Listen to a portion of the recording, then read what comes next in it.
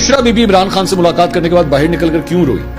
कप्तान इमरान और बुशरा बीबी की जेल में मुलाकात का अहवाल सामने आ गया। दोनों को अकेले में मिलने की इजाजत नहीं दी गई। जेलर मुलाकात में मौजूद था।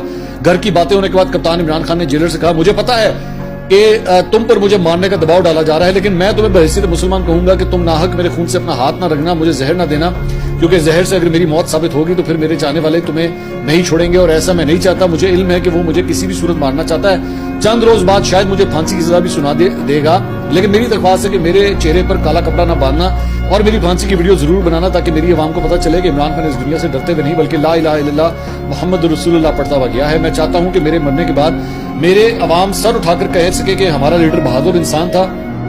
किसी गैर मुस्लिम को मेरा जल्लाद ना बनाना। मैं नहीं चाहता कि मेरे मरने के बाद पाकिस्तान में मजहबी फसादात बर्पा हो जाएं, इसलिए किसी मुस्लिम जल्लाद से ही फांसी दिलवाना और भुट्टो की तरह मेरा जनाजा खुफिया ना रखना।